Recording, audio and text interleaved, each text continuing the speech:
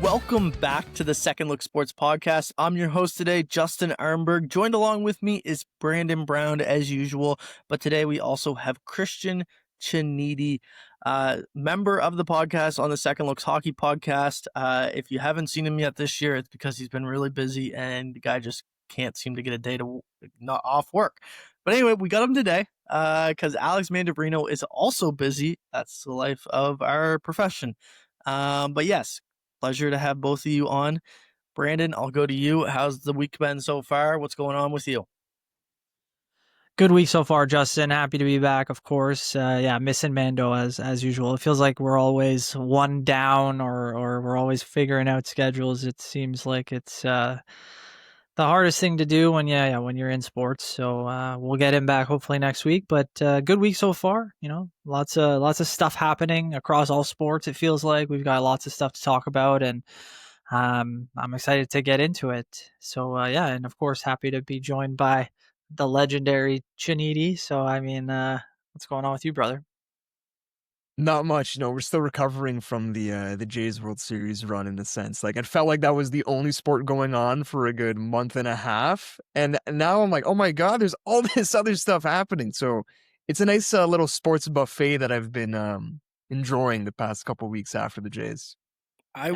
Well, we're gonna go right into it, and I'm gonna be shocked that you're really enjoying the sports buffet because your Toronto Maple Leafs, the first topic of the afternoon, they're second last place in the Atlantic Division right now with a record of 8-1, 17 points. Now, mind you, they are only 3 points back of the Ottawa Senators, who currently hold the third position in the Atlantic Division with 20 points.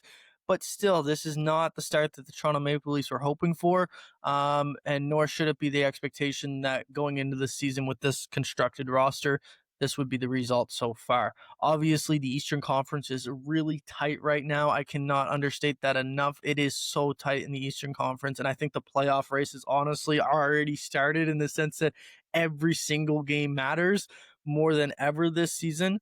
But for you guys, when you watch, and Cristian, I'll start with you. When you watch this team right now, what is wrong with the Toronto Maple Leafs? Is it the lack of effort? Is it the lack of discipline? Is it the lack of responding to situations in timely matters? Like, what is it that you really see with the Maple Leafs that's not putting wins in the win column right now?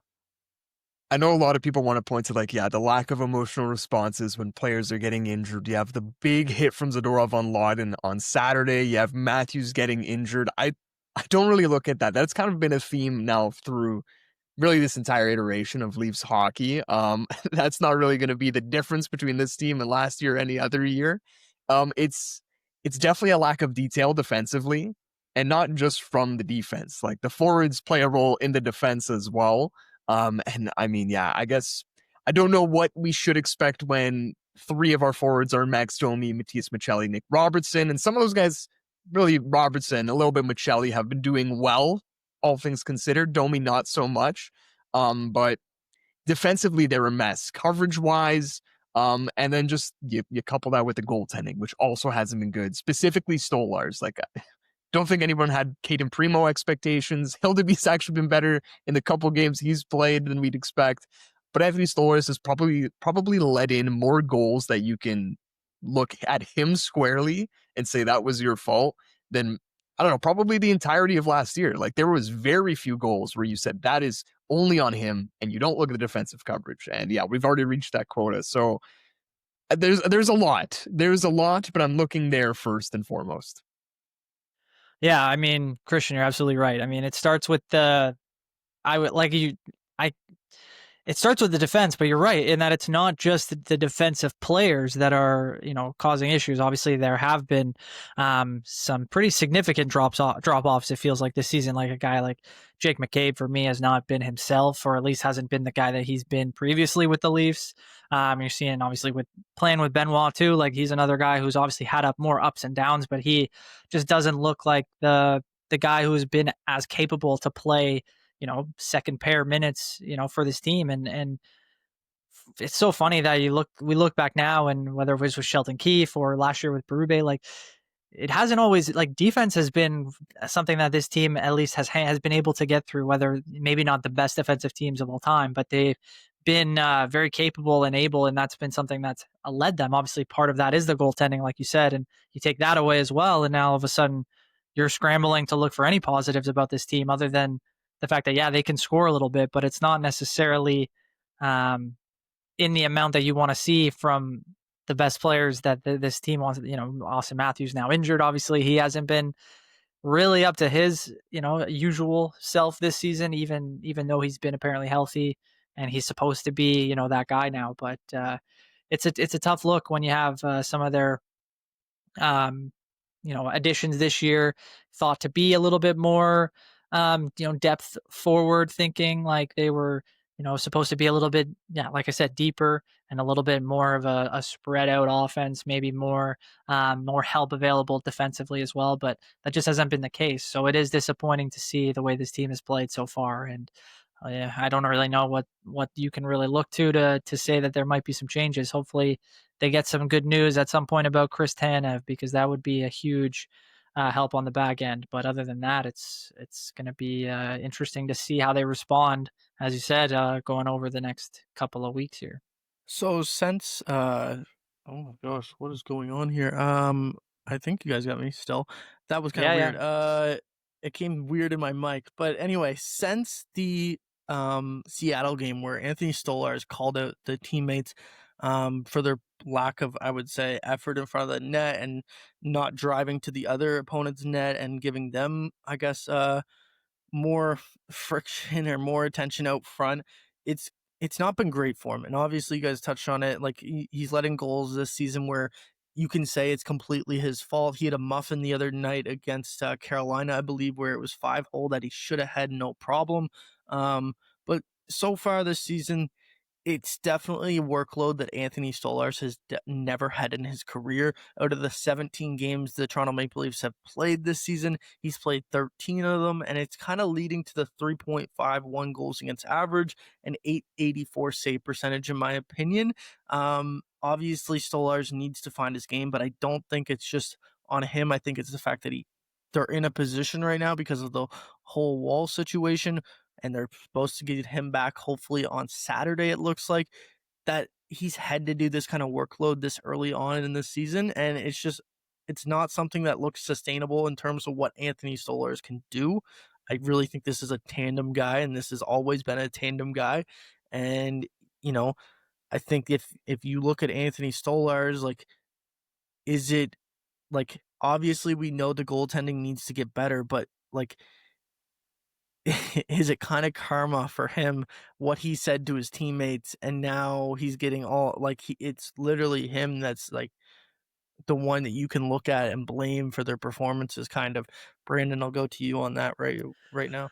Well, I definitely understand what you're saying. I wouldn't necessarily call it karma, and I don't think that's the specific like word that you're using. I know that it's kind of a weird thing, because I definitely think that he did the right thing in terms of maybe not the way that he exactly said it, but trying to get his teammates to be a little bit more aggressive, to care that much more, to try to be you know the type of team that they haven't really been in the past, which is sticking up for guys.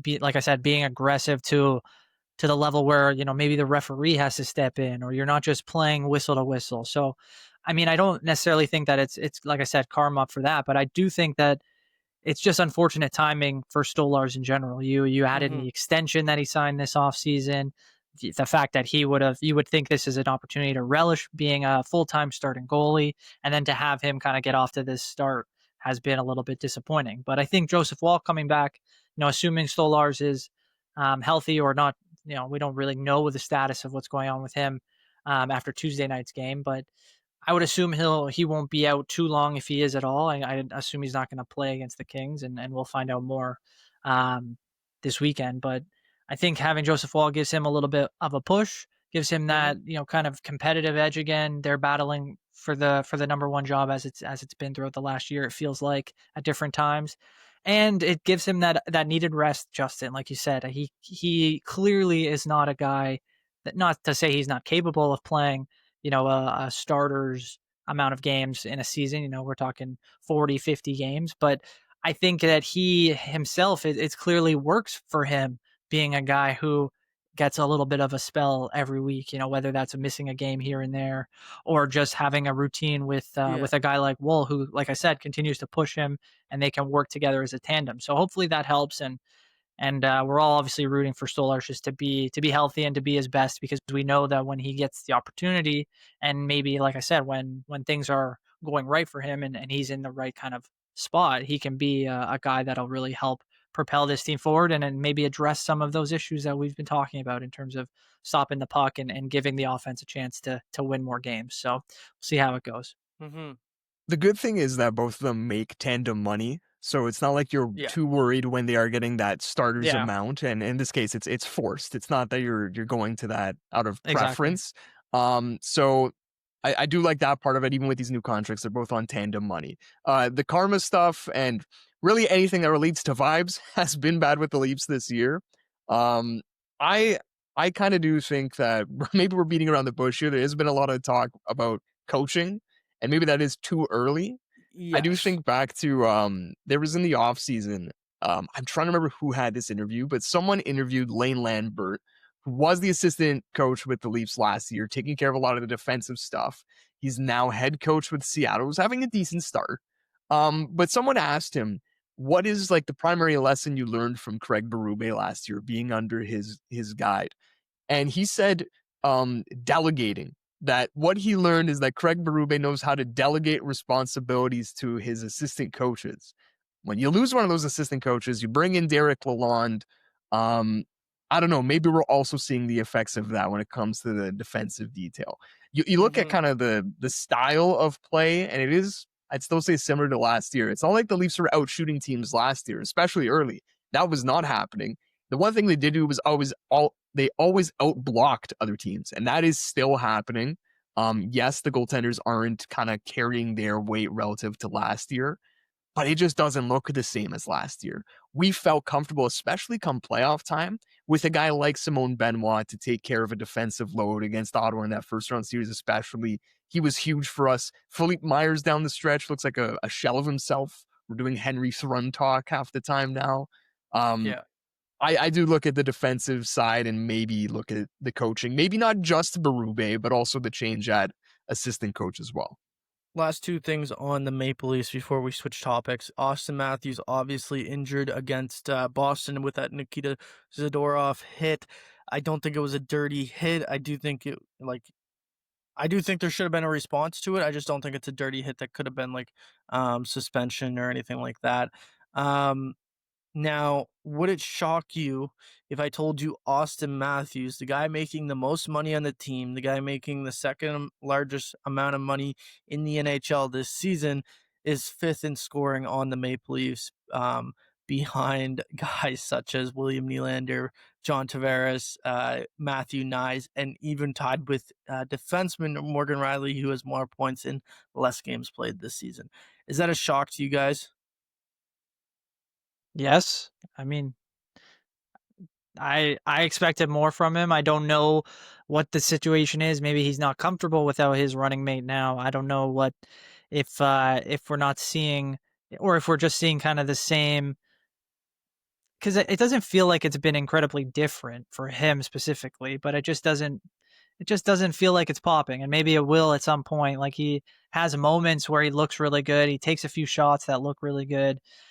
He still has the capabilities to get in deep and snatch the puck from a defender and make a play, and all of those things that make him an elite player. Like, you see it, but it just doesn't look like some of the other elite players in the league where you're like, it's always on and it's always going. So I hope that they weren't saying that he was healthy and when he wasn't. I hope that there's not more to that general story of what is it about Austin Matthews that's changed. But I really do think that there might be something to the fact that he doesn't,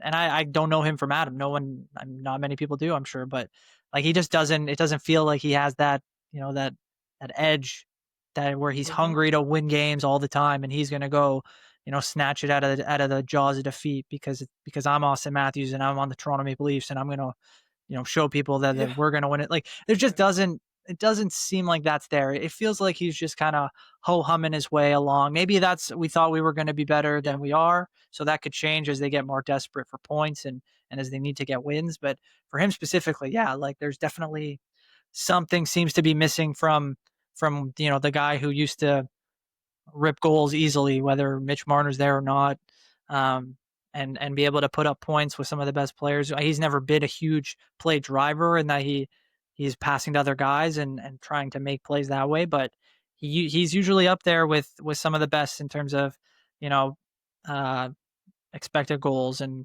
point Uh-huh. producing and trying to be there. So I just want to continue to see more, but it's getting to the point where we're not, we're almost a quarter of the way through the season, and eventually you're going to be at halfway through, and then it's going to be a full year, and it's like, where are we going to be at? So it's one of those things where I want to see a little bit more to kind of gather my full opinion yet. Are you disappointed, Christian, or frustrated with Austin Matthews' play right now? No, it's definitely frustration. I'm gonna give two shout outs here. First shout out to Show Ali, who I worked with during this week. And he gave a shout out to Justin Bourne, who wrote on sportsnet.ca a nice little article digging out some NHL edge stats related to Austin Matthews. And Show brought up 2 points from that article. Number one, his shot speed is down this year. I think it's not a career low, but it's been trending down, I want to say, for the past 3 or 4 years. His hardest shot so far in the season, I think, is at like 86 miles per hour. It's below 90 for Wow. sure. So that is the first Wow. thing. And listen, like he's taken one-timers. Like this Yeah. isn't just on wristers. He's honestly, I'd say he's almost deferring to his one-timer too much, to be honest. So there's that. He also talked about skating speed, and that is also down, I believe, below the 50th percentile. Like we're talking Oh. we're talking less than average across the entire league in skating speed right now. That might have been in like the 20-mile-per-hour bursts. They do a couple Mhm. different ways to track it on NHL Edge, but that's the first thing I wanted to bring up there. So the numbers don't bear out well either. And just from watching every game, yes, he hasn't been dominant offensively. That wasn't the case last year either. But I also don't notice as many like great defensive conscious moments too, right? I don't really notice these moments where we used to like he had Selke caliber seasons where it was pointed out on the broadcast Yeah. every single great Yeah. defensive play he's made. And I haven't seen that as much. I I I I do remember a penalty kill against Boston, I think on Saturday. Maybe it was earlier than that where he had 2 blocks on the penalty kill. But outside of that, I don't really have those moments that come to mind. And Mhm. just back to the shot, like he's scored some goals this year, a couple with his patented curl and drag wrister, but I've also noticed a change in some of his shot mechanics. Like I've seen him take a more classic looking wrister, the type of wrister that you could almost copy and paste to any other player in the NHL. Like if I told you that it Mhm. was Calle Yarncroke. So I haven't seen his signature mechanics on his shot as often. And if I'm going to decide one word to characterize how Austin Matthews has played last year, but specifically this year when we expect, at least they've told us he's at full health, it's careful. It looks like he's adapted his game to stay at full health and he's lost, like Brando said, some of that edge. He's got like a Yeah. patented move on the boards where he'll throw it behind his back. I Yeah. haven't seen that. It's a Yeah. totally different game than the first couple years of Austin Matthews' career. It really is a totally different play style, night and day. So frustrated and disappointed right now that I talk about it, Justin. Yeah, it's not great right now. What I love the word you said, like simplifying, and like why would you do that? There's only two reasons. It's because you are hurt now and you don't have the same ability, or you're afraid that you're going to get hurt again Yeah, because of something that's that you've I'm. done in the past. And I I think that's like where you're Yep. leaning. I like the safe. I like Yeah. when you like because like it does seem like he's playing safe out there in the sense that like he doesn't want to get hurt, and it might be that he's at full health and he does like obviously he's hurt now, but like it might have been that he was at full health and didn't want to get hurt or didn't want to risk getting hurt, or he was playing hurt and they're just not telling us that he's hurt, and now he All of can't the go. scenarios suck. Like he's damned if he does, damned if he doesn't. If he plays at 100% and gets hurt, we are going to be mad. If he takes a little bit of the edge off, people are going to be mad. There is no way to win for him, but it still doesn't make it a great watch. It really Well, doesn't. and the scary thing is too is that if he's hurt now, he's not going to be 100% for the rest of the season. That's how he works. And like it, unfortunately, if it's not whatever this And lower body injury might be from Zadorov, it could Teams are easily going to translate. target. Yeah, and then it Teams are going to translates to target. him trying to overcompensate, trying to get back, and then in a month or from now, when he's played a few games and he's back, it's right back out of the lineup. And now what's going on? Is it mystery injury, or is it something that, like, it's a very, very concerning kind of timeline for Austin Matthews right now. And I don't know if you're the Leafs, like, maybe this is part of, like, I think Justin, you put out that he's going to miss a week. Yeah, he's going to miss at least a week, couple games. If I'm the Maple Leafs right now, I might shut him down for a month. Like, I might just, like, what are you going to give me when you come back? Like, what, it just, like, unless they already know that, like, again, I don't know that they haven't had these, I'm sure they've had these conversations all summer, but it's like, where do you feel like you're at, like, in general in your life, like in your athletic ability, like, yeah, if you go out there again, do you think you're going to get hurt? So Like, you think there's something bigger behind the curtain that we're not seeing? And not like not a specific injury, but I think what we've been talking about in terms of that fear, that anxiety of potentially getting hurt again and not playing to your, to your ability to, having the same creativity he's had in the past. Like, yeah, it's just, that's what it feels like. But I can, like, there could be many other reasons. Like, and I'm My not only here other to. theory is that he's almost had the creativity coached out of him at this point. Like I said, you look at some of the Berube plays is that he very would make. simple. He is simple, right? But he's also, this is his third coach, and just over the years, I don't know. That's the only other thing I can think of here. But I definitely lean more towards he is playing careful in apprehension, not trying to get injured. He isn't injured right now, but knows that a tweak or whatever will injure him. Yeah, that leads to And it so for him. he's Yeah. going into a corner with 5% less of that skating speed, like we mentioned. He's putting 5% less into his shot because of his wrists or whatever, right? None of this is good. And the reality is we can't really have special circumstances for Austin Matthews. Like, all other players in the NHL go through injuries. I don't know how you handle it in a way that you can be a successful team. We're doing window talk here. Like, can they win a Stanley Cup, right? If this is like Calle Yarncroke, this is no big deal. Like, this is like, if Calle Yarncroke is the one that's like doing this in terms of, like, you notice that he's playing timid, he doesn't want to get hurt, he's healthy, but he doesn't want to re-injure himself. That is totally different. This is your number one superstar. You're paying the most money to. He's supposed to be the face of the franchise. He's the captain. He's supposed to be putting the team on his back. He's also supposed to be the best goal scorer in the league right now. He's also supposed to be a top 3, top 5 player in the league right now that he isn't right now. It's just, it's the expectation is there, and he just has not lived up to it so far this season. And Yeah. I get, like, injuries, like, they suck, and like no one, you can't really blame someone for being injured if they're injured, but if he's not injured, then he's got to find his confidence back. Like, he's got to find that edge, because the Maple Leafs just cannot afford for him not to be Austin Matthews, the Austin Matthews that they've grown to know. Because without him, is this team even a playoff team? I don't know. Yeah. Lastly, I just want to touch on this quickly because I think it's an absolute bogus report that is just dumb thinking right now. Way too early to say this. I saw it on the Leafs Nation. I know Should where you're Craig going. Berube be fired? That I is didn't see that. absolutely stupid, in my opinion. Like, why would Craig Berube, 1 year into his tenure in Toronto, 1 year and 1 month basically, and you're just going to say the message isn't getting through and he should be let go? This is the guy that everyone wanted in Toronto. This is the guy that everyone said they want. They got the hire that everyone wanted, and you're going to tell them after a year it's not worth it? Like, I even saw today, people are saying, oh, Peter DeBoer's on the market, let's go get him. Like, I get that he's on the market, but Craig Berube just won the division for the first time in what, 20, 25 years, 30 years or whatever? It was since like 1993, I think it was, since the last time the Maple Leafs won the Atlantic Division, or the first time ever, because I don't think they were even on the They Atlantic won the Division. COVID bubble. They won the COVID bubble. North.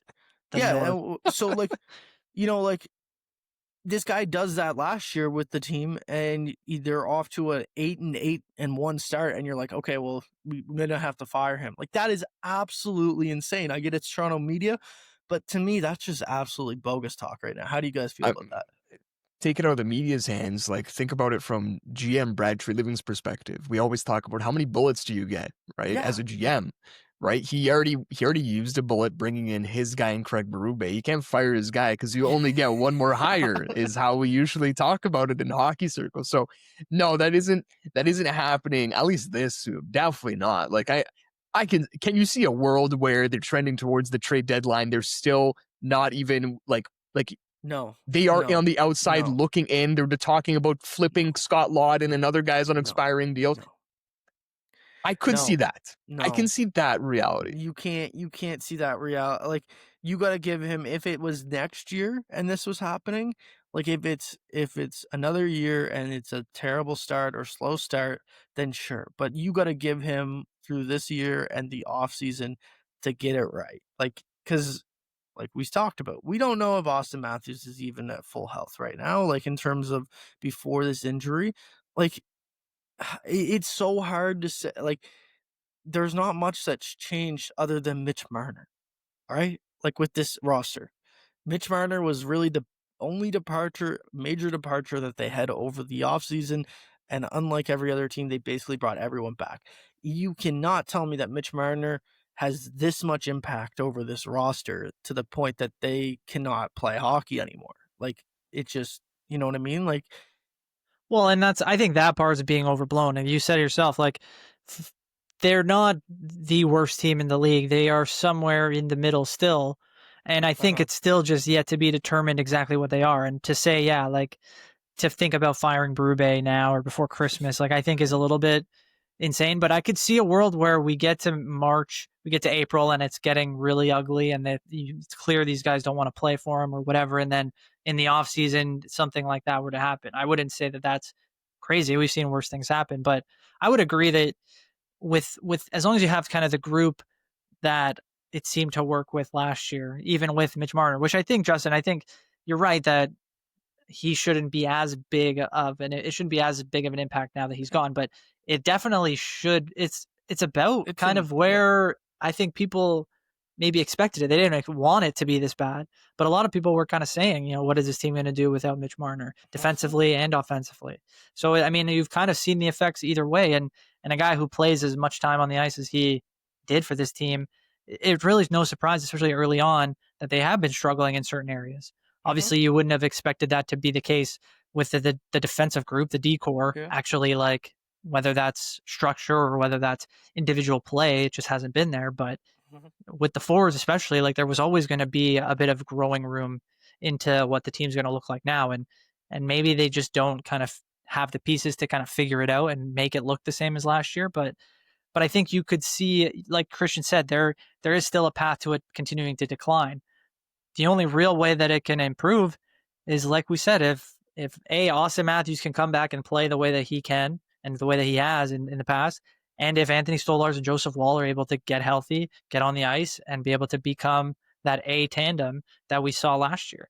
Without those two things both happening, in my opinion, this team will not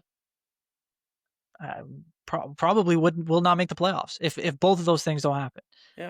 If one of them happens, they'll have a chance. They'll be in the hunt, just like every other team in the East, it feels like, outside of maybe one or two. But as long as you tread water, basically, like. But if they're not able to kind of get that stuff figured out, or at least one or two of those things in the short term, you know, the long term isn't going to just figure itself out, at least with this group. So I don't think they have, like Cristian said, I don't think Treliving has any bullets, and I'm not sure Craig Berube does either. Like, it's going to have to just be. You can't, we got to get this group back to where they've been. You can't trade anyone really because you have no assets to move anyone in terms of that. Like, I saw. Do we really want Brad Treliving trading more assets when we're already doing like look backs on the Lawton and Carlo deals, right? He probably shouldn't be allowed to make any trades. Like, for the time we know being, he's been looking for a top six trade since before the draft, right? That's scary. He's interested in Rasmus Anderson and trying to get him out of Calgary. So Like, Um, but what do yeah. the Leafs have to offer? They have nothing to offer other than Cowan, and you're not going to trade Cowan because then you have literally no one in your pipeline except for Ben Danforth, and like he's still 2-3 Yeah. years away. So like I there think is what no we're one. basically There is no realizing one. is they're stuck in mid because you don't want to sell away more of your future assets because then you're really at risk of, all the stuff you've sent becoming these incredible pieces for other teams, whatever. Maybe you shouldn't be jamming that way, but that's a possibility. But yeah, Um, you have to think you about it. can't you're trying to trade to get better. Like right now, their ceiling, like this exact roster, this coaching staff, whatever, they're not a Stanley Cup winning team this year. Like No. that's No, definitely not the case. So how are you going to improve internally first and foremost? Like you just need to turn around what's going on with this team. But coming into this year, I still said they were an incomplete team and they still needed one more move on paper. Forget about the ice for me to feel like they could contend again. So right I now I, I really do think they should have learned lessons from two teams, one more recent than the other. We've all been talking about the Toronto Blue Jays, and you look at how they basically brought back 80% of the same team from last year. And all of these guys, internal improvement, total culture change, the four additions that they made in the summer, Santander, non-factor. Jeff Hoffman, minor to like medium I factor think on the a bigger entirety of the factor. season. Yeah, Okay. Max Scherzer, yeah, I started game 7 for you, but I like, are these guys the difference between this team, like the Jays team of this year and the one before? No, because a lot of the change we're talking about has been on the offensive side of the ball. The hitting is where we've seen the most changes, and all David that happened there Popkins. was Dave Popkins. Yeah. That's So what you there's need. That's what you there's that. coaching matters. We made an assistant coach change. There has been no culture change. But I also think that from the GM down, Derek even the Wall. president down, let's talk Mark Shapiro down. How many times do we hear these guys in the offseason say their goal is to contend in 2025? And my God, did they pull through on those Yeah. statements? Maybe it's a lot easier to look at in hindsight because, they got that damn close. But I don't know. With this team, it just felt like the message from the GM, Keith Pally, Craig Berube, into the offseason, coming out of the offseason, is a little bit wishy-washy. And the hockey team comparison I would make it to. If I want to talk about a team that lost a very important piece, they had a bad season, and then the very next year they're in the conference finals, is the 2018 New York Islanders after losing John Tavares. I Yeah. think this team should have found a way to internalize the motivation of losing Mitch Marner and maybe the expectation of from the outside of people thinking they're not going to be better and using that as motivation. They haven't. This looks like the same No. team minus Mitch Marner. The New York Islanders with John Tavares before he left and after he left, two entirely different teams, coaching staffs, organizations, fan bases. And we haven't seen that here. It really just looks like the same team without one of their best players. You're on mute there, Mr. Brandon.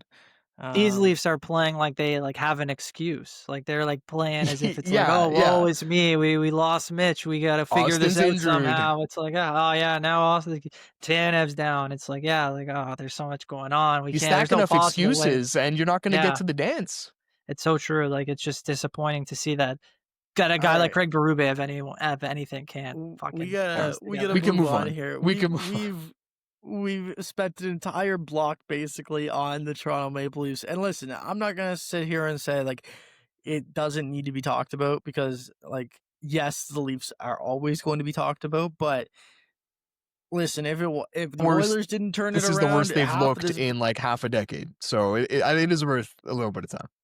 And when like if the Oilers didn't turn it around, the half of this would have been spent on the Oilers and the Maple Leafs. But the Oilers got 2 back-to-back overtime wins, and they've seemed to, rally. And that Jake Wallman goal that was an absolute fluke seemed to save their season, kind of in a way, like just like spark their They season. also do this every year.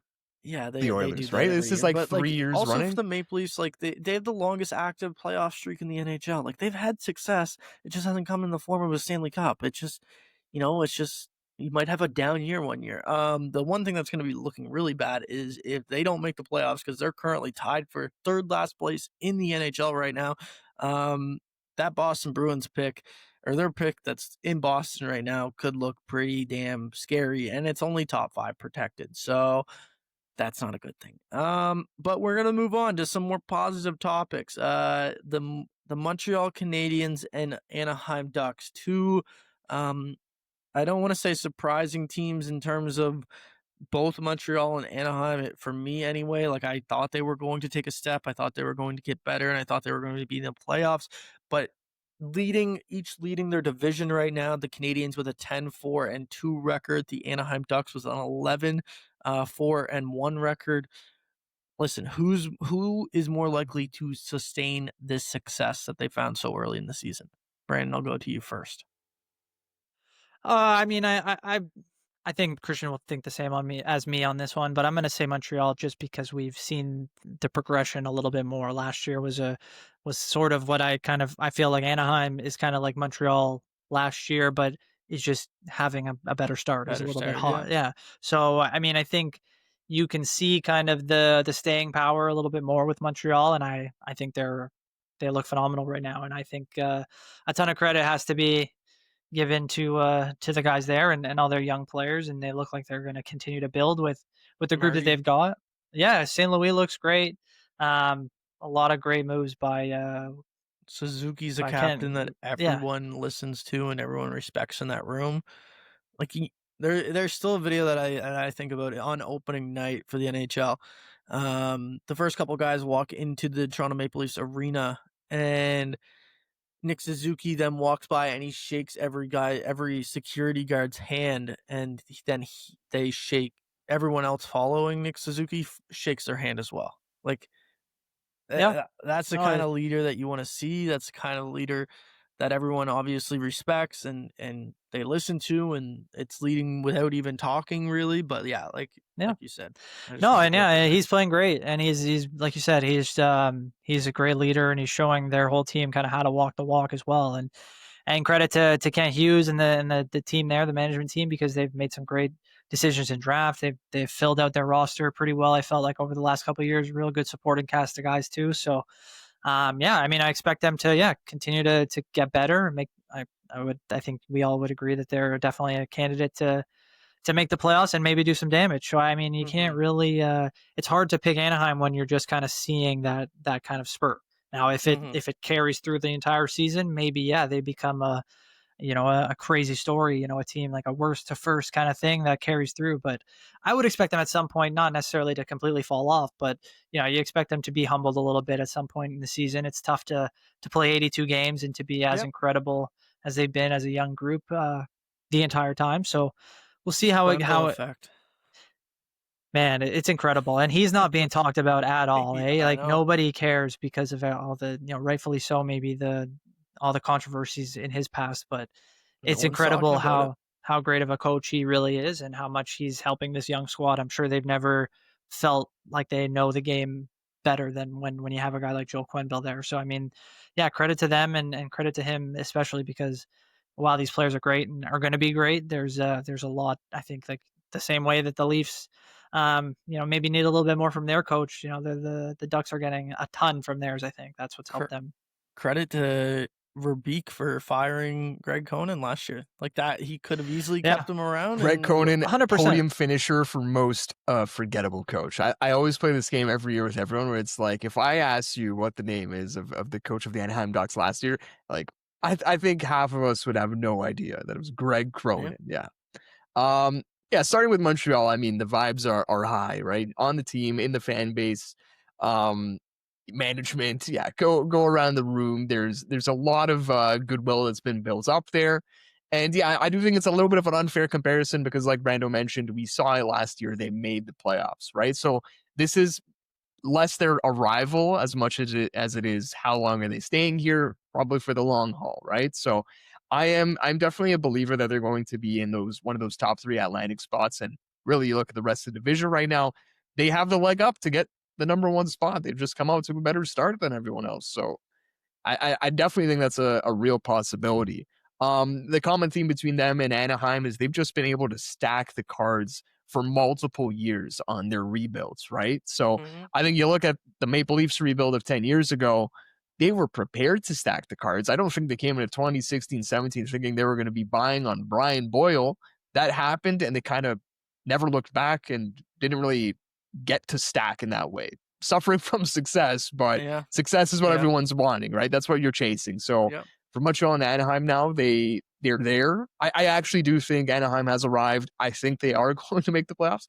And honestly, I think depending on their matchup, I really could see a world where I'm taking them in an upset in round one. I think it is matchup dependent.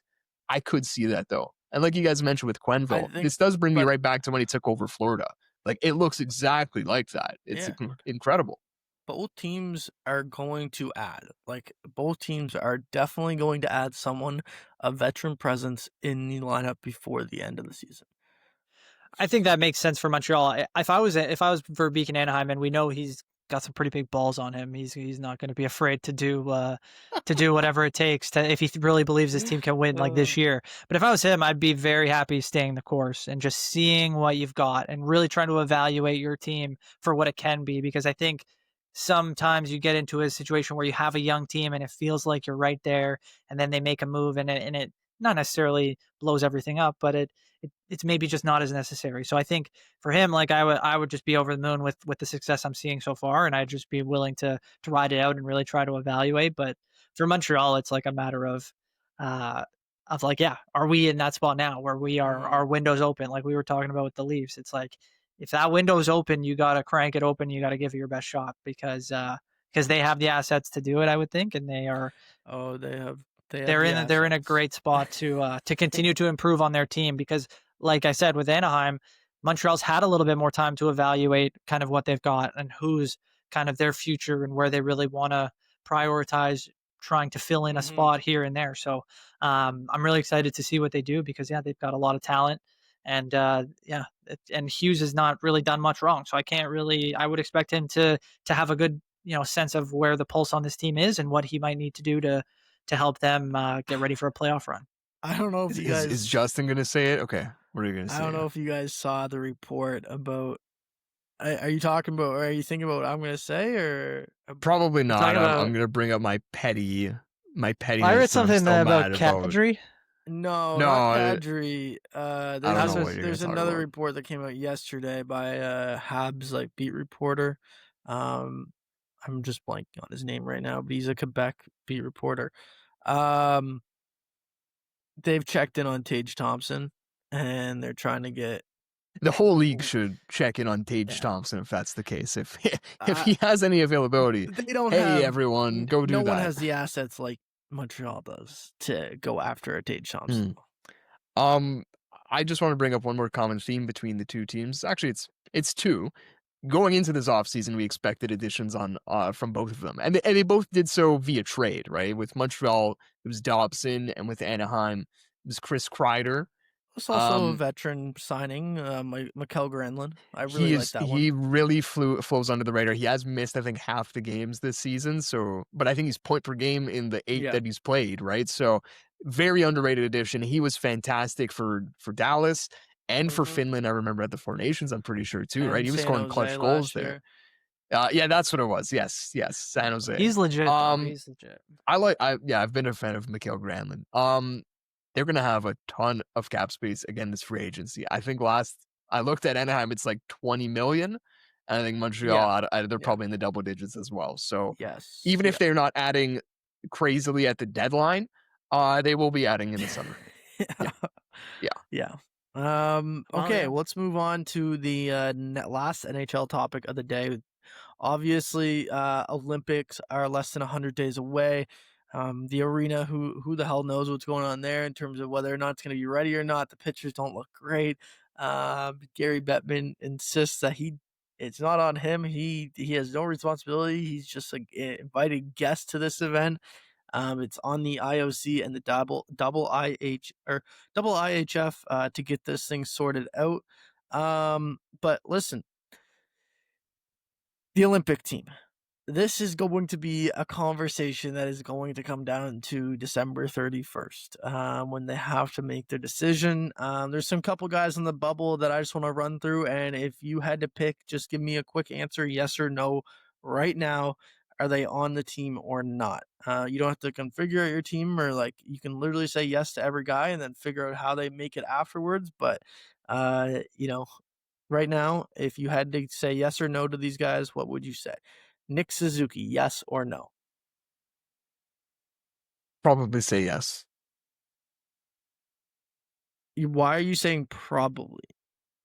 I'm just Because I just brought up a little chart here of the bubbles, the locks, the inside tracks, and yeah, on the bubble, like if you're doing incumbent talk, it's like Cirelli and Konechny. So am I taking Nick Suzuki over Anthony Cirelli or Travis Konechny? Yes, I am. So probably yeah.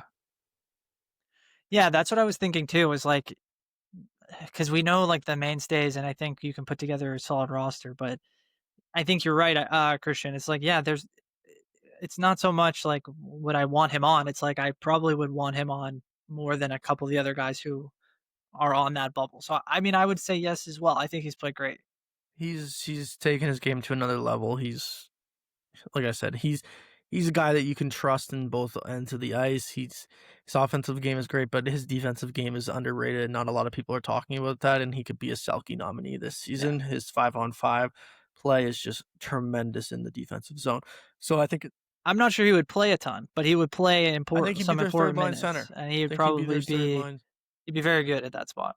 I think he'd be their third line center and take away the Anthony Cirelli role.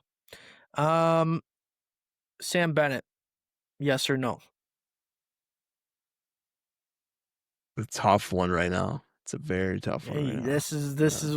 I think he's gonna get a yes because of the Conn Smythe nod, and he scored a massive goal Yeah. for them last year in the Four Nations final. Should he be on in terms of his play? This is exactly the Brad Marchand talk of last year. Should Brad Marchand Yeah. have been the first 6 named to the Four Nations team based on his play? Everyone debated it. It doesn't matter.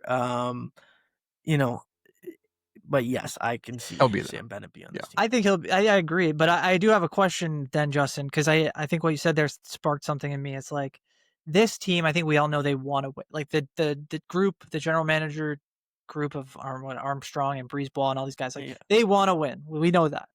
But do you think they want to win with the Marchands and the Bennetts, like the not necessarily the vibes guys, but like do you think they want to win that way, or do you like were they not so much worried about what guys are doing this year, where they feel like they know the guys that they want, or do you want to see them, go for the guys who are I hot think right it's a now? mesh. I think it's a Yeah. mesh. I Well, think there's it's not a gonna. They don't have a ton of options. Like they don't have 20 spots where it's like okay, we can debate. It's like no, they're but gonna like I have think a there's few, like and that's what I mean. So like you, Brad Marchand, yes or no? It's an absolute lock for me. yeah, yes. Like he is an He absolute lock. Like vibes there, 100%. Doesn't matter. His play phenomenal so far this season. Like Well, yeah, that one is because it's not so much of a question, but like a Bennett one where you're like, yeah, you maybe not sure based on the numbers, all but right. like the vibes are S- there. Like he's gonna. We all feel like he's gonna be there. So I mean, So that let's it's go just to the like, next guy then. yeah. Anthony Cirelli. John Cooper's guy. Is he there? I don't think he's there. I think Nick Suzuki's a much better version of Anthony Cirelli that can do the exact same thing. And if you really want to pick the best team, you got to pick Nick Suzuki instead of Anthony Cirelli. And this is where your question comes in, Brandon. This is where it comes in. Well, and that's why I don't think he's gonna be there either because I think that they're gonna be not bullied, but they're gonna feel like they're gonna want to go with the guys that I think are coming up here, and I think that's where I think it changes. And like, I think the thing that lends yourself to making a switch like that too is that Cirelli wasn't really a crazy factor at Four Nations, right? He wasn't right. They can live without him. If he had shown himself to have made some, even just one defining moment, I think we were debating this a lot more. But having seen it play out at Four Nations, him having less of a role, still winning, you can probably drop him and feel okay about that, even if you're Cooper. Yep. I agree. Mark Scheifele, the next guy on this list. I think he deserves to be there, but I honestly, and if we're saying if See, this is what- the player that, that's where it's like Yeah. I don't the fact that they didn't take him at Four Nations. The I defensive honestly side of the puck isn't there. The defensive I side honestly of don't. I don't think he will be there, but I wish they had a spot for him because I think I he would be great. exactly the And same. it's just the Exactly way. the same. It's just again, it comes down to like those vibes, right? He hasn't done It enough. comes I feel like where he's like overpowered other guys. It's just like we know he'd be good. It'd be great if he could be there. Yeah. Unfortunately, it's just like I guess Yeah. he may not be. First It's off, really okay, go ahead, John. Go No, ahead. just it's really hard with him. It's so hard with him because he Yeah. definitely deserves to be there. It's just he doesn't fit if he's not in a top 6 role.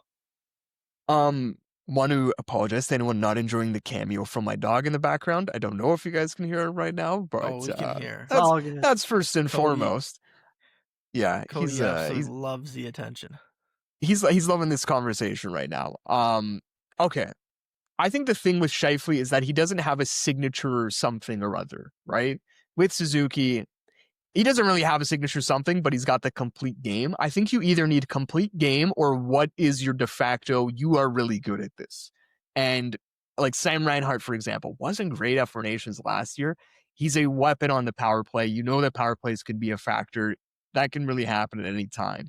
So I look at Scheifele and I say, you're really, really freaking good at a lot of stuff, but you don't really have that defining factor. So that's what I can see them kind of saying, okay, we have a lot of what Mike Scheifele already brings, to be honest. Mm-hmm. Okay, I have probably 5 more names here. No, 6 more names.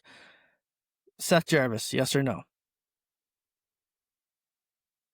I think yes. I think yes for this one only agree. because of he was on the Four Nations roster. His play has not slowed down to the point that you can like say like, oh, well, why was he on the Four Nations roster if he's not going to be on the Olympic roster, like that kind of thing. He's got a complete game. He's got a bite to him himself. So I think for that. That's the thing is like I think they really like him and they should. He's a great player. But again, like if I without sitting down and being like, this is how many slots I have. I mean, I have a hard time deciding which way to lean because there's so many great guys. How many more names do you have there, Justin? How many more names? I have 5 names. Like we've done already like 4, okay. so there's not 10 bubble guys, unfortunately. To Brandon's point though, like this is what I is. think.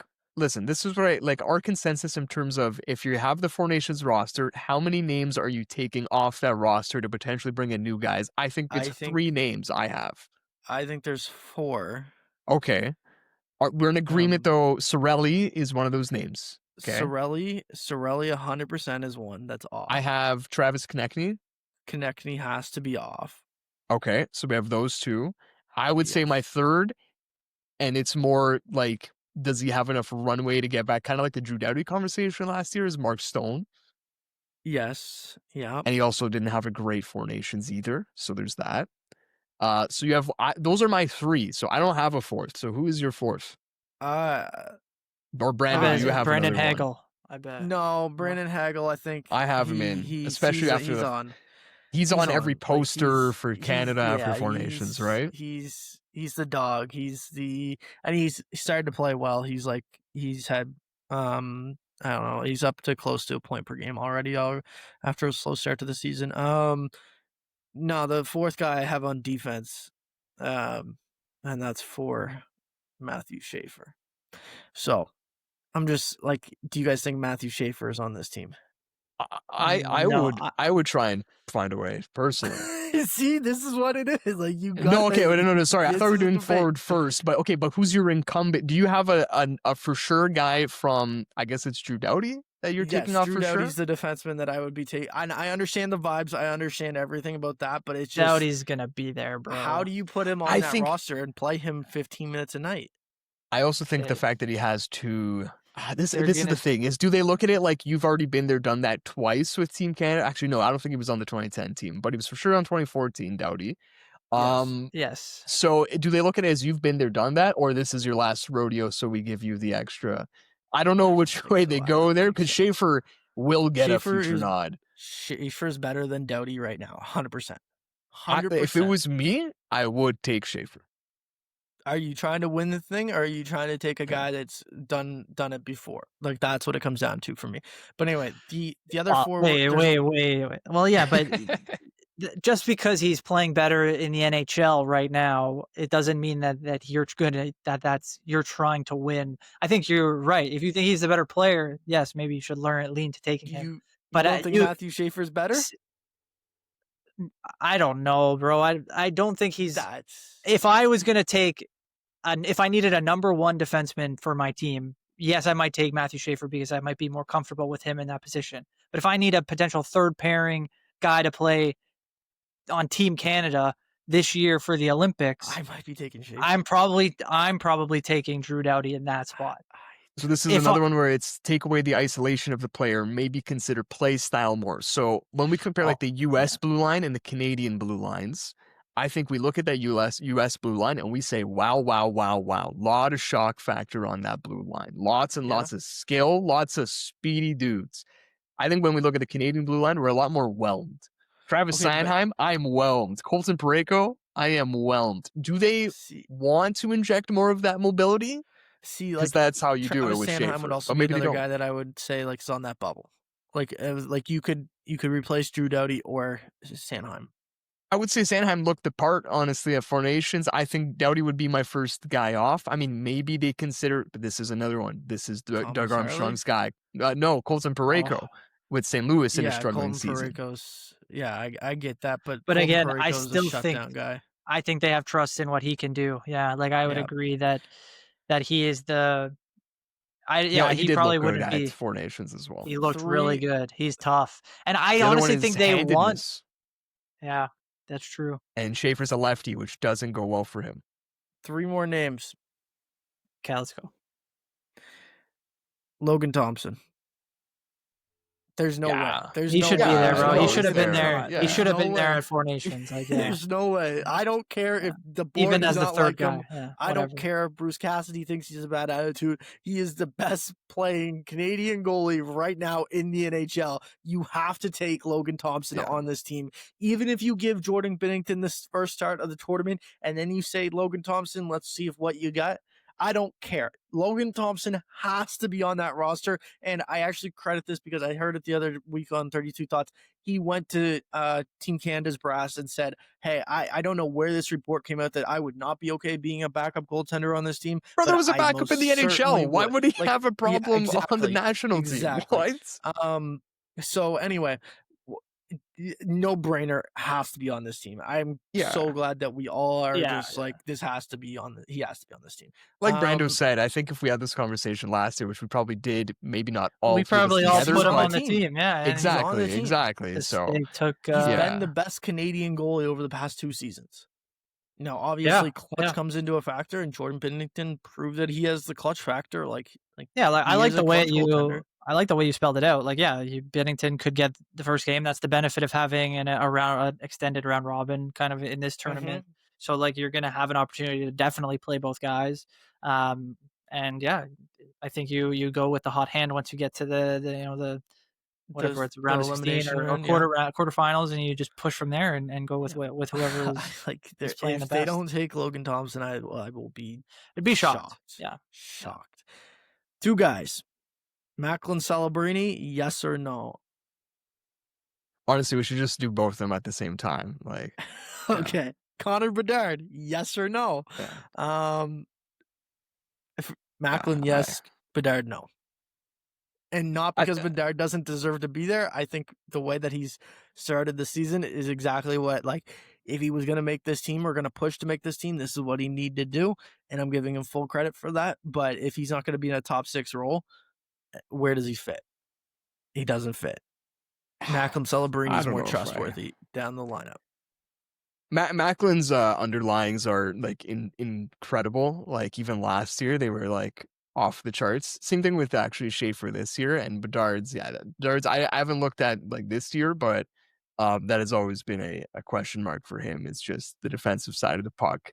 Getting shelled, basically playing a ton in Chicago and just getting fed on the defensive side of the ice. I think he's improved on that side of the ice this year. A couple of his goals coming over off of turnovers. One specifically against Calgary, if it didn't come in a already lopsided game, I think would have made a lot more of like a highlight reel. Once again, if it was me making the team, I am fitting both of them. I am. Okay. If you're asking me what the GMs of Team Canada are doing, who's coming? You know what? Them? I will still say I will still say they have to take Bedard after everything you said there. Like, he skipped the World Championships to focus on his off season, did so, took the criticism for that, came into this year on fire. With this is with the Olympics in mind. This is 100% his motivation. 100%. This isn't the Stanley Cup year for Chicago. This is the motivation from the get-go. and he's propelled Yeah, them. He's the main reason why exactly. So they're in the exactly. position. To And to Knight, tell this guy no after all that, that would kill. Like, that would kill, and I don't think they're gonna do that. I don't think they're and gonna do that. if you put him in a line with McKinnon or McDavid, that's No, just so for me, insane. I've said this stupid joke since, like, Bedard was in the league, but I want the timeline. Not that it would, like, play the most amazing together, but I want Bedard, Crosby, McDavid. You have past, present, and future. I want the timeline. You I could do mean, Macklin there too, but Macklin it and wouldn't Crosby happen, playing obviously. together and with McKinnon on a line, that would be Take any ridiculous. line, tell me that Macklin or Bedard's on it. I'm like, yo, Like, that sounds awesome. can you the speed is there for Bedard too. Like, it is there. Like, it is Yeah. very evident that his skating has taken a step. He's got tree trunk quads, man. Can you Yeah. him, Point, and McDavid on the same line? Like, Dude, like I said, tell me any trio. Tell me any you know what? And I will say, I think the one thing, like, if I'm gonna point to any moment and say this right here, this is why one of them isn't on the team and only the other one could make it. It's because this is gonna be NHL ice. God damn it! If this was double IHF rules, you take both of them, and it's the right decision because you have all the space in the world for these guys to go crazy. This is the wider ice. This is the They're playing wider on ice. NHL ice.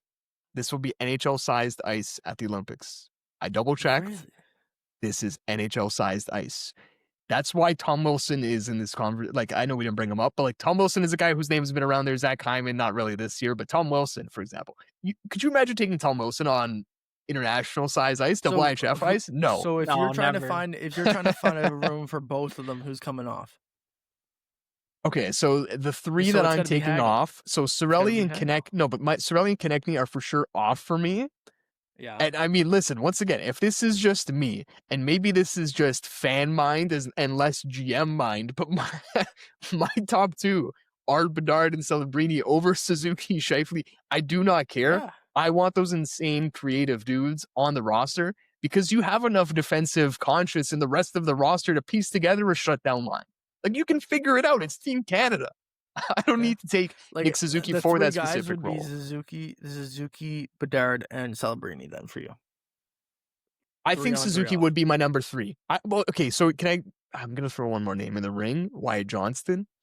Yeah, like that. Yeah. But he's another guy where, especially coming off of a not great playoffs for Dallas, where I could give tiebreaker to Nick Suzuki because the defensive side of it. And center ability. Yeah, so if it was me, yeah, like probably Suzuki's 3, Wyatt Johnston's so close at number 4. Those are my 3 though. Yeah, my 2 for sure, and my 3. You've been quiet over there, Brady. Are you putting both on? Honestly, like I was saying before, like, these guys are probably going to get bullied into doing it. Like, but I don't see, there's no outstanding guy ahead of, like Christian's alluding to. Like, I might take Suzuki over those two guys if you needed one guy.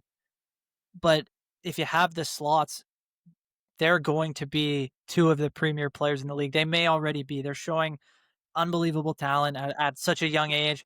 And like you said about the defense group that especially the U.S. has, you're not going up against, the big brutes of yesteryear where you'd be a bunch of 6'5" defensemen and you're sending out a couple of kids. Quinn Hughes is going to chop my arm off in the slot. No, he's not. Exactly. And then the idea of NHL ice, yes, that does come into it too, because they're going to be familiar. They don't have to be as experienced in international hockey. They can jump in. It'll be a little bit easier for them to navigate.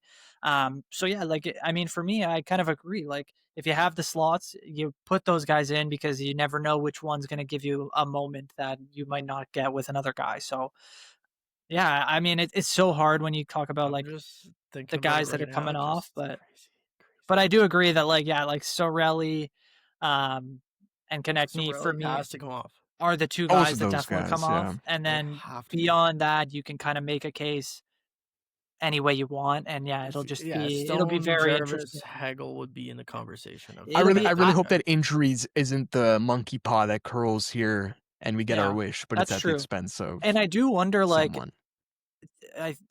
one of you brought up the idea of the guys who've done it before versus like the new blood. I think there is some of that, but also there were probably millions of conversations at Four Nations about this could be the team next year, guys. Hey, we're all coming back, and I'm sure they made some of these, the executives maybe, offhand assurances that maybe they couldn't keep.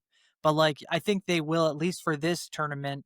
It may be like a bit of the old guard, and then we kind of move into it, in the next cycle. So that's where it'll You be gotta play interesting. your But hot hand though. Like, yeah, you and maybe cannot. The more I maybe a think about couple. it, Brando's right though. Like I can definitely see them doing it, But you especially can't. because you know why You too can't. though. That's bad And they're not I think GM. because desperate. the They're not fact desperate to win either. They no, wanna win and they're gonna do what they can, but they even after as close as the Four Nations was, they're still looking at it as like we know we have the best group of guys no matter what. So we can go with our thought. And obviously there's gonna be some ego in that as well. So like that's just you did again my nail it. thinking That going into it. guess what? No matter what, we're gonna say they're the favorite. No matter Yeah, what, to yeah, be honest. yeah. If But 1,000%. that actually turns out, like if it plays out as we want it to, is another thing. But I think I can also say that too, Brando, because we're gonna have 2028 for World Cup, and I Yeah, think they're gonna use yeah. that as the proving ground for the young guys, maybe. I And don't I know. don't hate that argument. I really do love that's kind of like for me, like as obviously an older guy, like that's like kind of how traditionally it's been done.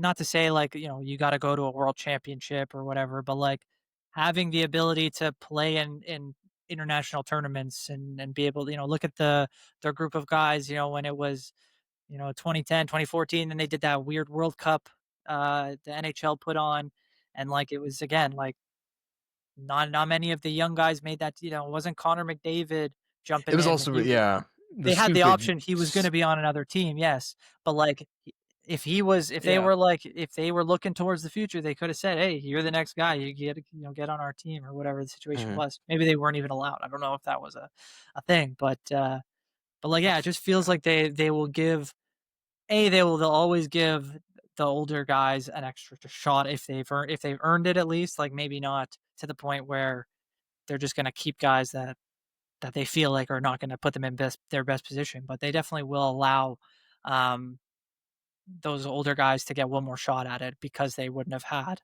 those opportunities previously where they know Schaefer and Bedard and Celebrini, they're the next wave of guys that are gonna get hopefully, 3 runs at it, maybe more, depending on what the situation is. So, um, yeah, I You think that's remember, kind of where but I'm do you? leaning. This is the thing that's like so Bedard and Celebrini. Like the more we talk about it, the more I just think they have to be on this team. They like you want those two next guys to lead Canada into the future, along with McDavid, who obviously is still in the prime of his career. But you want those two guys there, right? Like you want those two guys to be the future of Canada. I do think if they're both top 5 natural scoring come Yeah, December, it's almost undeniable. Like I don't know. Like I know that Marty St. Louis, I think, is the one that people look to as an egregious Yeah, absence when they back left in, him right? off, yeah. Yep. And I do think in that he had something like a 95-point season the year before. It was incredible. Another guy who also though that was on the tail end of his career. But for both of these guys to be top 5, which they are right now in NHL scoring, I don't know how you say no to that. That would be really, really tough. Yeah, and it's a changing the game in general. Like it's no longer those years where it's like, yeah, we're gonna just kind of default to the older guy because experience and size or ability, whatever. It's like no, now in the NHL in general, like your teams are looking for youth and looking for speed and looking for that style of play. Whereas whether it's this cycle or in the next, definitely like that the international game's catching up with that as well. And Yeah. especially I playing on the but yeah, you're gonna I see a bunch of yeah. different, types of players and different abilities coming through the international game, so I'm excited to see what happens. Um, you know what else I think towards is soccer. Like think about like every Euro Cup and World Cup. All of these superpower countries and like this isn't a exact one-to-one comparison, but so many of those teams come with like a super phenom that's extra young. England does it, Brazil does it, Spain came with I think Yeah. 2 like 17-year-olds or whatever, right? Like the ball or whatever. Yeah, yeah. I do love that, like, seeing, Kylian Mbappe with France, right? Like, before he scores this hat trick in a World Cup final, he's doing all this other stuff in tournaments past. I love seeing that little glimpse to the future because you can see as much as it's the future, it's the present as well. And I mean, in the NHL's case, that is definitely the case. Last thing I'll say as far as Olympics are concerned, a little bit of jersey talk here. Not great jerseys. Oh, I will still buy oh, one if one of the three phenoms make the team, and maybe I'm leaning more towards Celebrine or Bedard. If one of those two, especially, make the team, I do think I would still say sink my teeth in a Team Canada jersey. Um, but they're not a great design. They're not great, and I know that's the consensus, but what it's was worth it for? I know it's worth bringing up. there's been a few different, I feel like things that people have been pointing to. Was there one thing specifically that really bothered you? I know people don't like the black leaf or the kind of sharp lines. Like what specifically for you at least, or was it all just a I, combination? Definitely, like, yeah, just the whole ensemble in general isn't Yeah, great, but I think the one thing for me, even more than the black on black, which I will say at least it's not the first time we've seen that. I guess you could say it is because maybe no one was watching in 2022, right? In yeah, 2018, but they have yeah. done the black on black before. I think just we're all catching up to it now is the reality. Um, but to me, it's the fact that the stripes on the arms and on the waist don't go all the way around, they just abruptly stop. It's a very weird design. It's not something I can recall seeing really. Yeah, I just can't. So I don't know. I would have even preferred like Nike's been doing these jerseys since 2018, and the 2018 and 2022 ones are kind of out there. They have like kind of this polygonal sleeve design. They're interesting to say the least, but I still think I actually like those better than these ones. And I think the toughest one for me is the fact that I've seen other countries' jerseys, at least Finland and I think it's Slovakia. I saw it today. I don't know if you've seen the Slovakia ones, and then if No, I anyone who haven't. hasn't, they are phenomenal. Phenomenal. It is blue, red, and white, but the white, they did like a mountainous design, kind of like how you see on the bottom of the Avalanche's jersey, but it's a lot higher up. So it comes up to about their chest with this jagged look. It's really nice. It is a 10 out of 10 jersey. I I I am a little jealous. I am a little bit jealous. I just wanted to throw that in. Well, that's awesome. I can't wait to see those. But yeah, it feels like the way that the Canadian ones, especially, have kind of evolved into like this kind of fashion forward thinking where it's like other teams, it feels like, was it Sweden? I think got a lot of love for their jerseys at the Four Nations, and it's like Yep. they're traditional. Same They jersey every time. yes, but they with technology and I'm sure, um, the types of, fabrics and things that they're able to do, like, they just make it look better, whereas, like, Canada feels like, yes, the quality seems better, and we seem to be, like I said, the technology and everything, but it never looks the same. You're always looking for something to Yeah. change, whereas I think if you just kinda They all have simplify it signature looks, but we've gone through so many different eras of looks, right? and And a lot of them they're are probably kinda trying to forgettable. separate themselves from the past maybe, right? So they're probably trying to find a new identity. I don't know if this is it. I think some of the just initial response here isn't great. Maybe if they win it, we all change our mind and say, "Oh, I love this." But yeah, they should land on something and stick with it. Because you're right. Like, Sweden, especially like Finland, sometimes goes between like just the cross of the flag and the lion on the red shield. They sometimes Yep. incorporate that a bit more. So they've got a couple different variations of the same look. But yeah, Sweden is three crowns every That single time. You can count on that without a doubt. And you're right. For Canada, we got a bajillion different Maple Leafs. Yeah, that is weird, especially for like us. Like we are supposed to be the the number one nation in this, and we don't have a signature identity. Really weird. Weird. No, absolutely, and, I wanna get your thought quickly on, we'll hit a couple of quick ones with Justin gone now. I wanna start with, these Blue Jays of ours that, have been still in the news even after their, unfortunate loss in the World Series, Game 7 there, and we saw Shane Bieber take his player option. He'll be back next year, and we're getting a lot of different reports about what we might expect this offseason. Obviously, we heard the front office speak about their plan. Sounds like they're willing to be aggressive. So I just wanted to check in with you, see what you've been thinking about where you think the Jays are going, and I'll kind of give my thoughts as well, on where we expect the Blue Jays to go, kind of heading into 26. So I'll let if you have any thoughts, go for it. I I don't know, I'm kind of eating it all up, to be honest. I'm being a little bit naive here, and I'm reading every report and getting a little bit more excited after each one. Yeah, the Kyle Tucker stuff specifically, we got in a span of 2 days, we got BNS saying prepare for the Jays to be linked to big names. He name dropped Kyle Tucker.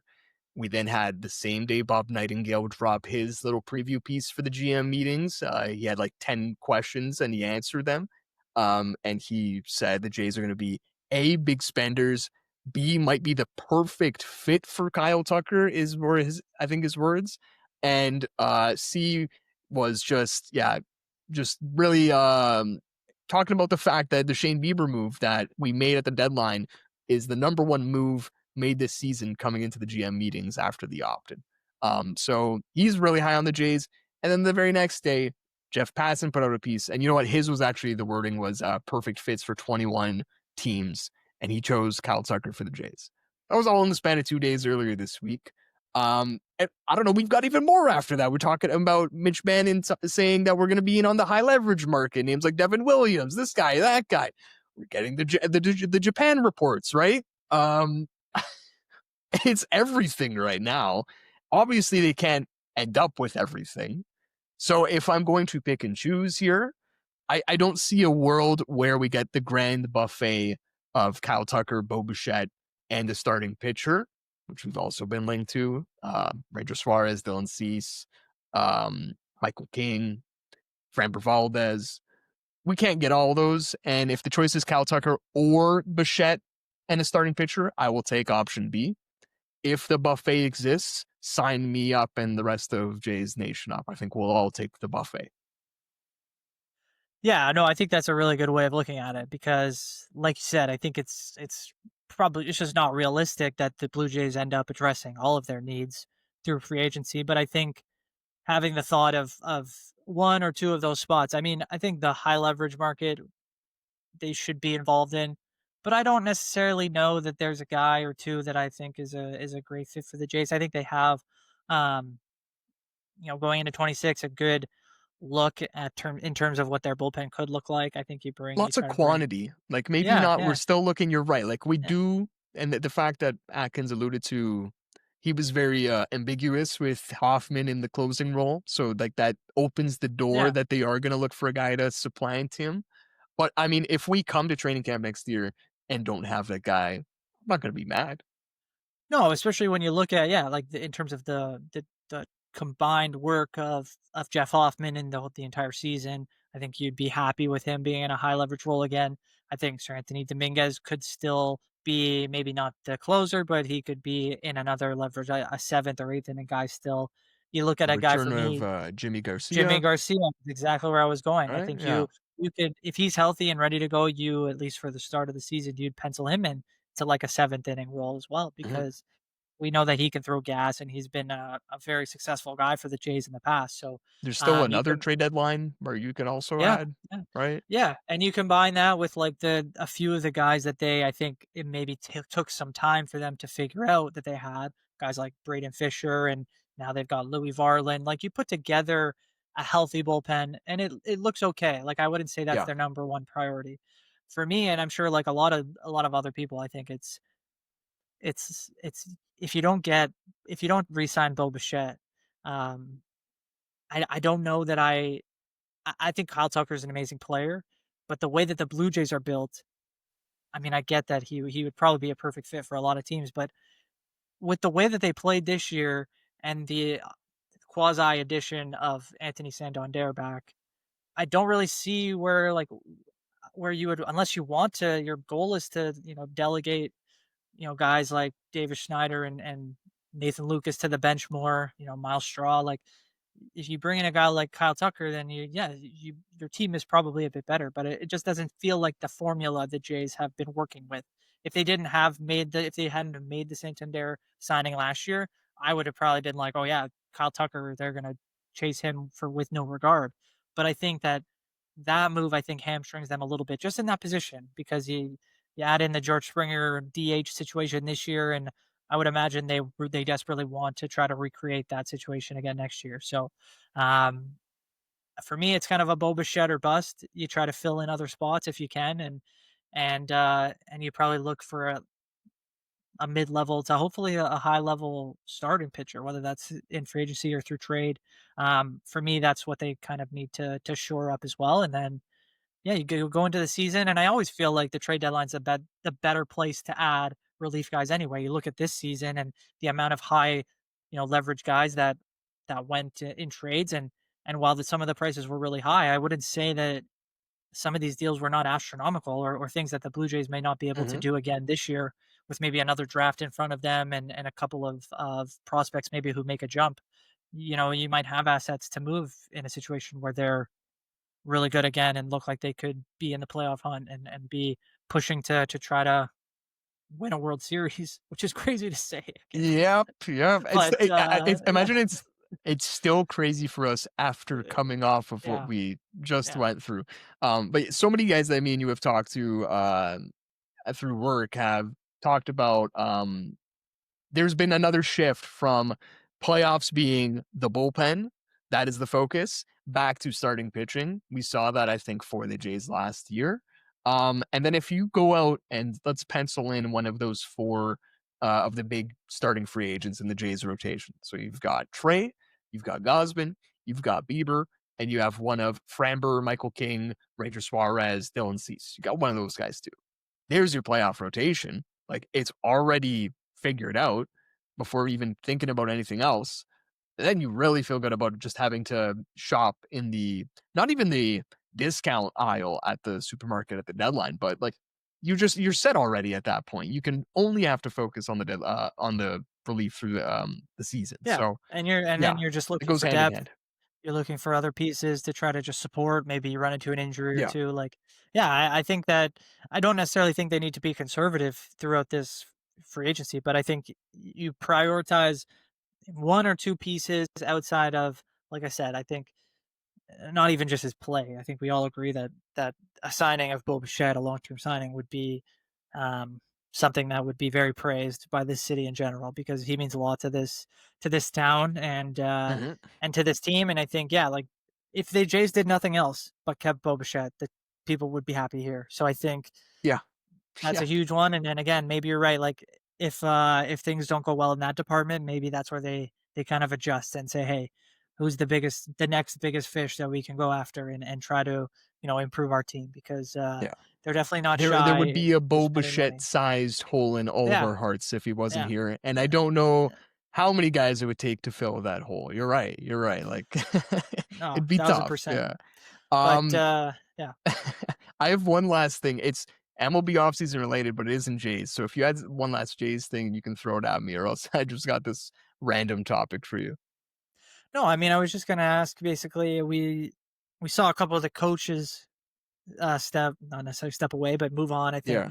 Yeah. I mean, Hunter Men's going to be joining his former college coach, I guess, in San Francisco, and I don't think it's really been said what Donnie Baseball is going to be doing, but he obviously won't be back with the Jays either. So maybe he's taking a run at another manager position or something at some point. But as a big hockey guy, I wonder how I know a lot of the attention this year went to David Popkins, obviously Pete Walker on the pitching side, but we haven't seen any of those guys move on yet. So, um, when it comes to even those small, we're seeing it with the Leafs right now. So when you're seeing some of these small movements and some of these small changes, obviously we'll see exactly what the roster looks like.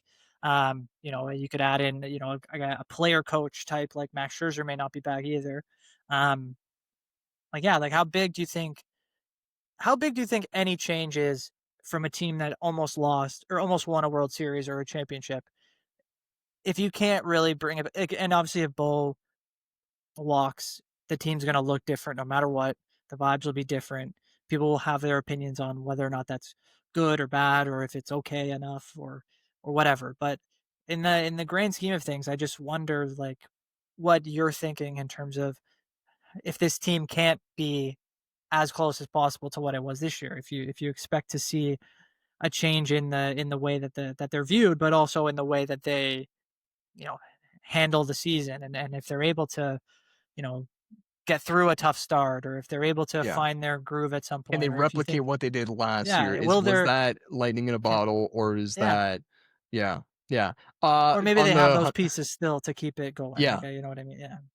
On the Hunter Ments thing, it's not often that, like, I read a headline and I'm like, "Hunter Ments, oh no," and then I read, "He's been with the Jays staff since," like, I don't remember what year it was, like, 2018 or something. I was like, "Oh, thank 2018, goodness yeah. he didn't come last year. He's he's not Dave Hopkins. He's not one of his guys." That was kind of my first reaction. The Donnie Baseball one, once again, another guy who was here before last year. I saw an interview he did. It was very impromptu. I think he was in New York, like this week, I think, for something or other. And he did like this very impromptu scrum. And I saw someone was basically just asking him, like, what's next for you? Someone I think asked him about the Rockies job, and he basically said, no thanks. He was like, nah, he basically said he's not looking for a Right. team on the up. Like, he doesn't want to go to a rebuilder. So Yeah. that's what I heard there. And then I had also seen that I didn't realize his son, I believe, is the GM of the Phillies. So I mean, that would make almost too much sense for his future. As far as the rest of it's concerned, yeah, I almost think you can make departures as big or small as you want. Like, obviously, you lose the guy on paper, on the field, in the clubhouse, if it's a coach, whatever. But like I talked about with the Islanders stuff, they could like the Islanders could have sobbed and done nothing about Tavares leaving. Instead, it was a rallying cry.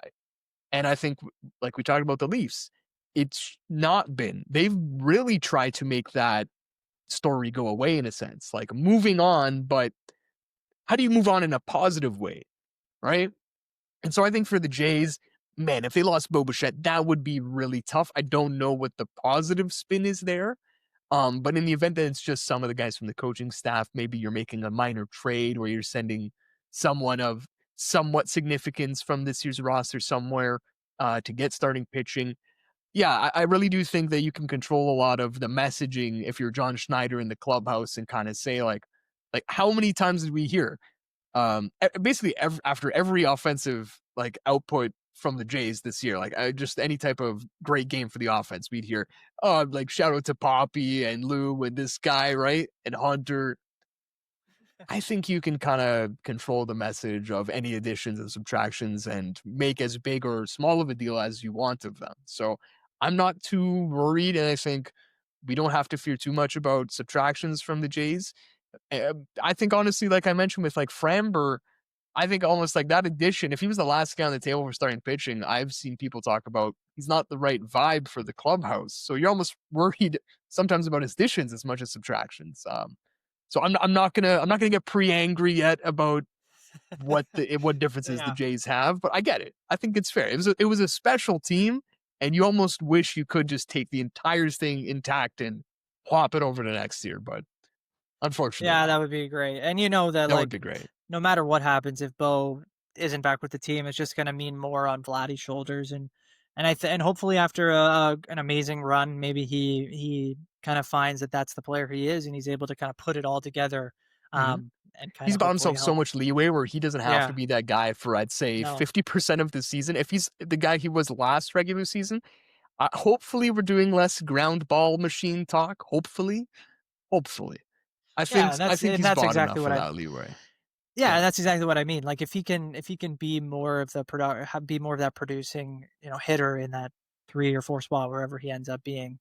Um, I think he can make up for a lot of that we would miss from Bo, and I'm sure, like you said, they will address it in one way or another, and maybe it's not so much. But you're right. Like if they're able to keep the core pieces together and try to just settle in and find what like a couple other pieces to make this team kind of whole again, regardless of what happens. They're in a good spot, and I think that that's the important thing. And the key is, and I think you were alluding to this, is that yeah, they've got the guy that they feel like on the offensive side who's made the biggest difference in David Popkins, and they obviously have felt great about their pitching staff and coaching for a long time. It feels like in terms of they've had some reliable pitchers and the staff has always been great, and we've always heard good things about the way that Pete Walker handles those guys and Hmm. the tight knit group that they are. Um, I'm not it's weird that with the Jays I'm almost never worried about their pitching these days. But yeah, it's going to be a great summer. It feels like in terms of baseball news, and hopefully the Jays are a big part of Great that. winter. Um, we're used to yeah, uh yeah, you're right. Yeah, you're right. That's right. It's man, I wish it was great I off wish it season. was summer, Yeah, man. yeah. No, it's going to be a great yeah baseball summer, I guess. Yeah. Baseball off season Yeah. throughout the winter, and yeah, the Jays hopefully are a big part of it one way or another. Um, You know where it feels well, like summer right now is at the GM meetings yeah, in yeah, Vegas. So I'm this was sure. the Yeah, yeah. last thing I wanted to bring up here. Um Scott Boras season. Right. Have you what is your favorite Scott Boras ism you've seen so far? Or else I I'll share mine. The one that's sticking out that I'm remembering the most is the Brexit one, where he said they Okay. asked him about Alex Bregman and whether or not he'd be back Yeah. with the Red Sox, and he said, "Well, we don't want another Brexit," which Nobody I thought likes a was Bregs. hilarious. So Yeah. yeah, like I thought that was really clever. But yeah, no, he Yeah. must be just every winter at this November time, he probably starts licking his chops and is just so happy to be doing what he does because he's obviously the biggest agent in baseball and he's Yeah. maybe one of the bigger and more notable names in the industry in general. So I mean, yeah, I he's hate it and love it at the yeah same time. It's yeah hilarious. no, Like there yeah is no way he's yeah. coming up with these on the spot, but No, he yeah, I can't delivers them with imagine. such seriousness, Yeah, which makes it yeah, better. And I also do love that at least the reporters usually around him are laughing at it. So at least it doesn't sound like they're just all taking themselves too seriously. I don't yeah, think there's any way he doesn't know like the bit, and he's in on the bit. yeah. Um, my favorite one was the Pete Alonso one. Did you see this one or no? I think I saw it, but I can't remember it off the top of my head. So go ahead. So this is Scott Boras on Pete Alonso's free agency. There's no doubt that Pete's pursuers are primed to pay the Power Piper. Pete picked a perfect period to play preeminently at a really primary position. A playoff parched plethora will pounce to participate in the polar plunge. See, like, how do you remember that? Like, is he a He classically didn't say it trained that fast. He actor? had all these pauses in between, Oh and yeah, I'm telling you, he so delivers it he spent deadpan. some time on that for sure. My Um, God, but that's at the same hilarious. time, I you gotta credit the guy. He's one of the few agents. Yeah. I think of a Rich Paul, like a guy who's actually visible and is actually Hmm. like kind of talks to the media and he's kind of around like a lot of the that world these days it's very quiet, it's very corporate, and you typically don't, not that he's given too much in terms of stoking the fire on stories, but it does create talking points and keeps the Bring some media color. frenzy going. Yeah, and it Yeah. brings, if it brings even one more eye to the sport, then like I'm sure baseball is happy for that. So I think Like, I could show this to, like, anyone and or, like, I can at least frame yeah, it and be like, "Hey, here's this sports agent. What the hell is this guy doing? Like, why is he talking like this?" And they can maybe find it funny. I don't know. I yeah, like, it's maybe, if he wasn't, he's very, flowery of the Jays now, very flattering of the Jays, yeah, talking about big market, this and that. There was a point in time where he was not like that, right? Like, he was yeah, disparaging us big yeah. time. I think it was after 2015 or 2016, talking about how they're just not stepping up to the table like other teams or whatever. So maybe that's, those rose tinted glasses are letting me, put up with the Borisisms a bit more, but, Yeah.